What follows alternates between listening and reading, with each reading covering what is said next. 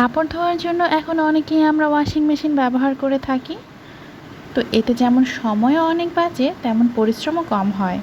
কিন্তু এই ওয়াশিং মেশিনে কাপড় ধুতে গিয়ে অনেকেরই প্রায় কিছু কমন অভিযোগ থাকে। কাপড় ঠিকমতো পরিষ্কার হয় না, কাপড় দ্রুত নষ্ট হয়ে যায়, কাপড়ের রং ফ্যাকাশে হয়ে যায়। কিছু নিয়ম ফলো করে যদি আমরা ওয়াশিং মেশিনে কাপড় ধুই, তাহলে এই সমস্যার সমাধান মিলবে ইনশাল্লাহ।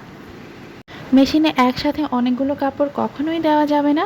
মেশিনের ধারণ ক্ষমতার চেয়ে মোটামুটি 2 কেজি পরিমাণ কাপড় কম দেওয়াটা চেষ্টা করতে হবে। যেমন আমার ওয়াশিং মেশিন 8 কেজি, আমি সবসময় চেষ্টা করি 6 কেজি বা তার কম কাপড় একসাথে ওয়াশ করতে। একসঙ্গে বেশি কাপড় দিলে কাপড় কখনোই ভালোভাবে পরিষ্কার হবে না। জিপার বা চেইনযুক্ত কাপড়ের চেইন সবসময় বন্ধ করে দিতে হবে। আর বোতামযুক্ত কাপড় যেমন শার্ট, এগুলোর বোতাম সবসময় খুলেই মেশিনে দিতে হবে। বোতাম লাগানো অবস্থায় দিলে অন্যান্য কাপড়ের সাথে পেঁচিয়ে টান লেগে বোতাম ছিঁড়ে বা এর ঘাটগুলো বড় হয়ে যাওয়ার সম্ভাবনা থাকে।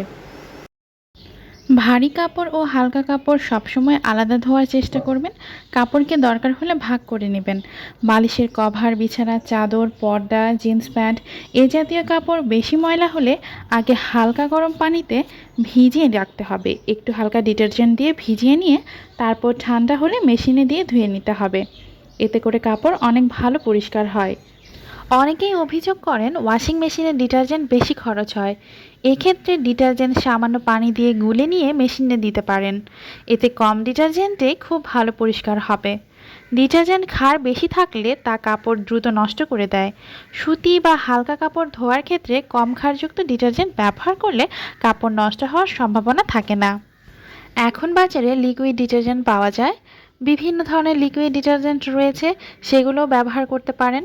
কাপড়ের ধরন বুঝে আলাদাভাবে কাপড় ধুতে চেষ্টা করতে হবে সবসময়। রঙিন কাপড়কে সবসময় আলাদা ধোয়ার চেষ্টা করতে হবে, তা না হলে কাপড়ের রং অন্যান্য কাপড়ে লেগে যাওয়ার সম্ভাবনা থাকে। এজন্য কাপড়ের ধরন বুঝে কাপড় ধুতে দেওয়াটা খুবই জরুরি। মেশিনে স্পিন বা এয়ার ড্রাই মানে কাপড় শুকানোর যে অপশানটা আছে, সেটা ব্যবহার না করাই ভালো। চাইলে লোতে দিতে পারেন, তবে এটা না দেওয়াই ভালো। কাপড় শুকানোর এই অপশানটা ব্যবহার না করলে কাপড় দ্রুত নষ্ট হবে না।